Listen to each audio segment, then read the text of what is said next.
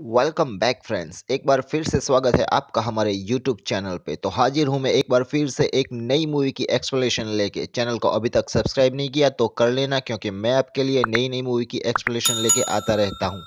Movie का नाम है मुग्गुरू मोनागल्लू, जिसका हिंदी मीनिंग होता है तीन नीडर इंसान। ये एक कॉमेडी ड्रामा थ्रिलर मूवी है जिसे डायरेक्ट किया था अभिलाष रेड्डी ने।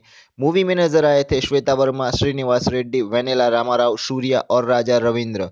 मूवी की शॉर्ट स्टोरी कुछ ऐसी है कि तीन आदमी, जिसमें से एक बहरा है, एक गूंगा है और एक अंधा है, वो तीनों शहर में हो रही हत्याओं के संबंध में कुछ सुराग लेकर पुलिस स्टेशन जाते हैं। आगे क्या होता है ये जानने के लिए चलिए मूवी को एक्सप्लेन करते हैं। मूवी की शुरुआत होती है किशोर के साथ, जो कि बोल नहीं सकता, गूंगा है और एक लाइब्रेरी में लाइब्रेरियन का काम करता है। उसी लाइब्रेरी में बुक पढ़ने आती एक लड़की अंजलि से उसको प्यार हो जाता है। अब अंजलि भी बोल नहीं सकती। लाइब्रेरी में एक और आदमी आता है बुक पढ़ने के लिए, जिसका नाम संभवानी है। वो एक किताब पढ़ने वहाँ आता था। एक और आदमी है सुशांत, जो कि सुन नहीं सकता, बहरा है। सुशांत को एक नेटवर्क कंपनी में जॉब मिलती है, क्योंकि उस नेटवर्क कंपनी का नेटवर्क कुछ खास नहीं था, जिसकी वजह से वहाँ के वर्कर जॉब छोड़ रहे थे। लेकिन सुशांत को तो कुछ सुनाई दे नहीं रहा था, जिसकी वजह से उसको जॉब मिल जाती है।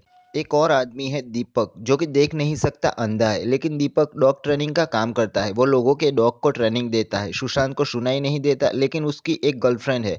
अब वो उसको कहती है कि उसको उसके पिताजी से मिलना पड़ेगा शादी की बात करने के लिए, और जो भी उसके पिताजी सुशांत से पूछेंगे वो उसको व्हाट्सएप के जरिए बता देगी। लेकिन लड़की के पिताजी को पता चल जाता है कि सुशांत बहरा है और शादी तोड़ देते हैं। संवानी अपने डॉग को लेकर दीपक के पास आता है उसे ट्रेन करवाने के लिए। दीपक उस डॉग को अपने पास रख लेता है। संभावी ने उस डॉग का नाम रखा था विक्रम सिंह। शहर में अजीब तरीके से वारदातें हो रही थी। कुछ बड़े लोगों की अजीब तरीके से हत्या हो रही थी। उन सबको मारने का तरीका भी अजीब था। कुछ अलग तरीके के हथियार से उनका खून हो रहा था। पुलिस भी ये देखकर हैरान थी। विक्रम सिंह दीपक को खींचकर एक जगह पहुंचता है। वहां पे खून हुआ था। वहां लाश के पास से दीपक को एक पेन मिलता है, जो दीपक अपने पास रख लेता है। उसको भी अजीब तरीके से मारा गया था। पुलिस वहां इन्वेस्टिगेट के लिए पहुंचती है। किशोर अंजलि से अपने प्यार का इजहार करता है और अंजलि भी उसे एक्सेप्ट कर लेती है। संभावी अपने डॉग को देखने दीपक के घर पहुंचता है, लेकिन विक्रम सिंह अपने मालिक को देखकर भौंकने लगता है। यह सुनकर दीपक भी हैरान था। संभवी का डॉग विक्रम सिंह दीपक को एक बार फिर से एक लाश के पास ले जाता है, जहां से उसको एक घड़ी मिलती है। दीपक उस घड़ी को भी अपने पास रख लेता है। इन सब हत्याओं के चलते एसीपी दामोदर को यह केस सौंपा जाता है। दामोदर स्पॉट पे पहुंचकर इन्वेस्टिगेट करते हैं। संभावी एक ही बुक पढ़ने लाइब्रेरी में आता था, तो किशोर को शक होता है। संभावी के जाने के बाद पुराने न्यूज़पेपर और वो किताब लेता है और उनमें कुछ ढूंढने लगता है, और आखिर में उसको पता चल जाता है कि शहर में जितनी भी हत्याएं हो रही है वो सब ऐसे ही हो रही है जैसा उस किताब में लिखा था। और वो ये बात अपने असिस्टेंट मुर्गसेन को समझाता है। तो मुर्गसेन किशोर से कहता है कि वो ये किताब छुपा देंगे और बाद में देखेंगे कि खून होते हैं या नहीं, और मुर्गसेन वो किताब छुपा देता है। दूसरी ओर दीपक को जो घड़ी और पेन मिली थी, उनमें से एक परफ्यूम की स्मेल आ रही थी। ये वही परफ्यूम था जो संभावी यूज करता था, जिसका दीपक को पता चल जाता है। सुशांत को उसका बॉस एक जगह नेटवर्क रिपेयर करने भेजता है, तो सुशांत अपने एक और आदमी के साथ वहां पहुंच जाता है। वहां एक आदमी ने दूसरे आदमी को बंधक बनाया था, और वो खुद राजा के गेटअप में था। सुशांत ने सोचा कि ये कोई ड्रामा चल रहा है, तो वो उसका वीडियो बना देता है। लेकिन वहां उस राजा के गेटअप वाले आदमी ने उस आदमी की हत्या कर दी, जिसे देखकर सुशांत चौंक जाता है। संभावी लाइब्रेरी में उस किताब को न देखकर हल्ला मचाने लगता है, और किशोर को अपना मोबाइल नंबर देकर कहता है कि जैसे ही वो किताब मिल जाए वो उसे फ़ोन करके बता दे। किशोर मुर्गसेन को लेकर पुलिस स्टेशन पहुंचता है और एसीपी दामोदर से मिलता है, और उन्हें बताते हैं कि इस किताब में जैसे लिखा गया है वैसे ही शहर में हत्याएं हो रही है, और ये किताब संभवी नाम का इंसान रोज लाइब्रेरी में पढ़ने आता है। किशोर दामोदर को उसका फ़ोन नंबर देता है। तो पुलिस पूछताछ के लिए संभावी के घर पहुंचती है। पूछताछ से पुलिस को पता चलता है कि संभावी की बीवी गुजर गई है, और उसका बेटा भी 1 साल पहले कहीं चला गया है। दूसरे दिन दीपक दामोदर से मिलता है और उन्हें वो घड़ी और पेन देता है जिसमें संभावी का परफ्यूम लगा था। पुलिस संभावी को पूछताछ के लिए बुलाती है, लेकिन वो इस बात से साफ इनकार कर देता है। हालांकि फिंगरप्रिंट रिपोर्ट भी उसके खिलाफ ही आती है। तभी वहां सुशांत पहुंचता है और वो दामोदर को उस खून का वीडियो दिखाता है। वीडियो देखकर दामोदर पहचान जाता है कि वो संभावी का बेटा है। दामोदर वो वीडियो संभावी को दिखाता है, और उस पर जोर डालने पर संभावी दामोदर को बताता है कि वो उसका ही बेटा है। बचपन में उसने अपने बेटे को राजा की कहानियां सुनाई थी। उसका बेटा भी सोचता था कि वो बड़ा होकर राज्य का राजा बनेगा। वो पागल हो चुका था। हालांकि संभावी एक हिस्ट्री प्रोफेसर था। हत्या के स्पॉट पे पहुंचने पर दामोदर को इस बार हथियार भी मिलता है। वहां पुलिस स्टेशन में दीपक, सुशांत और किशोर एक दूसरे से मिलते हैं। वहां उन्हें एक दूसरे के बारे में पता चलता है। एसीपी दामोदर को एक चिट्ठी मिलती है। वो चिट्ठी संभावी के बेटे ने लिखी थी, जिसमें लिखा था कि वो जल्द ही अपना राज्य फिर से हासिल करके राजा बन जाएगा और वो जो भी उसके खिलाफ है वो उसे मार देगा। अब वो तीनों ने उसके खिलाफ सबूत दिया था, तो दामोदर इन तीनों को एक मकान में पुलिस प्रोटेक्शन के तहत रखते हैं। किशोर और सुशांत एक दूसरे की हेल्प करके अपनी अपनी गर्लफ्रेंड से बात करते हैं। अब पुलिस पे यह सोचकर हैरान थी कि वो सिर्फ पॉलिटिशियन को ही क्यों मार रहा है। तो किशोर दामोदर को समझाता है कि पॉलिटिशियन ही राजा है। वो एक एक करके सब पॉलिटिशियन को मार रहा है और अगला नंबर एमपी मनोहर का है।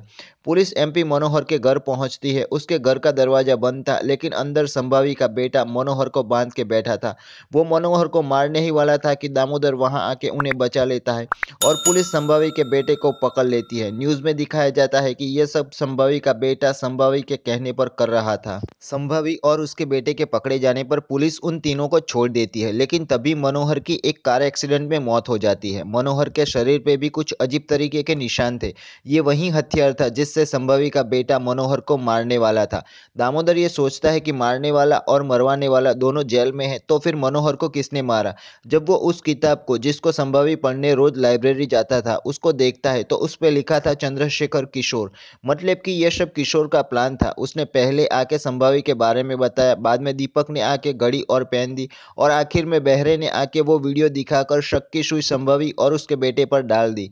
दामोदर ये समझ चुका था कि उन तीनों ने उसे उल्लू बनाया है। वो तीनों पहले से ही एक दूसरे को जानते थे। उन तीनों ने प्लान के तहत संभावी की घड़ी और पेन चुराई। सुशांत ने फोन के जरिए और किशोर ने बुक के जरिए संभावी को फंसाया। दरअसल जब संभावी लाइब्रेरी आया तब वो किताब किशोर के सामने ही पड़ी थी। उसने वो किताब जानबूझकर वहां गिराकर संभावी को उसे पढ़ने पर मजबूर किया। दीपक ने उस चुराई हुई पेन और घड़ी पे वही परफ्यूम स्प्रे किया जो परफ्यूम संभावी लगाया करता था। बाद में वो पेन और घड़ी उसने लाश के पास रख दी और वही परफ्यूम उसने विक्रम सिन्हा को सुंघाया ताकि वो उसे वापस लाश के पास ले जाए। वो चिट्ठी भी पुलिस को किशोर ने ही भेजी थी। सुशांत किशोर से पूछता है कि उसने संभावी के बेटे को क्यों गिरफ्तार करवाया और एमपी को क्यों बचाया, तो किशोर इशारों में बताता है कि उसका वक्त आ गया था। दामोदर उन तीनों के घर पहुंचता है, लेकिन घर बंद था और उनके मोबाइल भी स्विच ऑफ थे। बीमारी के चलते मिनिस्टर को अस्पताल में भर्ती करवाया गया था, तो वो तीनों भी मिनिस्टर को मारने अस्पताल पहुंचते हैं। वहां वो तीनों डॉक्टर की ड्रेस पहन लेते हैं, लेकिन अंदर जाके किशोर देखता है कि मिनिस्टर तो पहले से ही मरा हुआ था। किसी ने उसको पहले से ही मार दिया था। तो वो तीनों वहां से खुशी खुशी निकल जाते हैं। न्यूज़ में भी यही दिखाया जाता है कि बीमारी के चलते मिनिस्टर की मौत हुई है। दामोदर जब अस्पताल की सीसीटीवी फुटेज देखता है तब उसे पता चलता है कि मिनिस्टर के मौत के दिन वो तीनों अस्पताल आए थे। वो तीनों किसी को फ़ोन करके अपने काम के पैसे मांगते हैं। एसीपी दामोदर को ये यकीन था कि ये सब उन तीनों के बस का काम नहीं, उन तीनों के पीछे कोई और है। इन सब के पीछे है ये आदमी उन तीनों के पीछे है। मिनिस्टर के मौत के वक्त भी ये अस्पताल में था। इसी ने मिनिस्टर को मारा था। अब कहानी जाती है कुछ महीनों पहले, जब वो आदमी उन तीनों से मिलता है।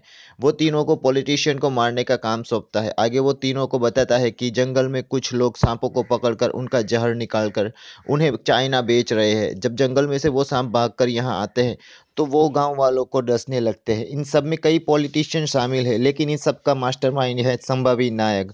उसकी बेटी एक जर्नलिस्ट थी। उसने जंगल पहुंचकर इन सब का पर्दाफाश किया, तो संभावी ने अपने मेंटल बेटे के जरिए उसकी बेटी को मरवा दिया और मेंटल होने के कारण पुलिस ने उसे छोड़ दिया। नासर ने उन सब पॉलिटिशियन की फोटो उन तीनों को भेज और संभावी के बेटे के भी फोटो उन तीनों को भेज दी। संभावी का बेटा पागल था। जब वो घर में अकेला राजा बनकर बैठा था तब वो तीनों उसके पास आते हैं और उसे बहकाने लगते हैं कि तुम राजा हो और तुम्हें अपना राज्य हासिल करने के लिए दूसरे राज्य के राजा को यानी कि पॉलिटिशियन को मारना पड़ेगा। और ऐसा करके संभावी के बेटे ने उन सभी पॉलिटिशियन को मार दिया। नासर ने उन तीनों को पैसे दे दिए। आखिर में दिखाया जाता है कि मिनिस्टर को नासर ने ही मारा था। दामोदर सब कुछ जान के भी अब कुछ नहीं कर सकता था, क्योंकि पुलिस ने खुद ये केस को क्लोज किया था। मूवी यहाँ खत्म होती है। फ्रेंड्स, आपको ये मूवी कैसी लगी मुझे कमेंट में ज़रूर बताना। वीडियो अच्छी लगी हो तो like and share this video. मिलते हैं अगले वीडियो में, तब तक के लिए गुड बाय।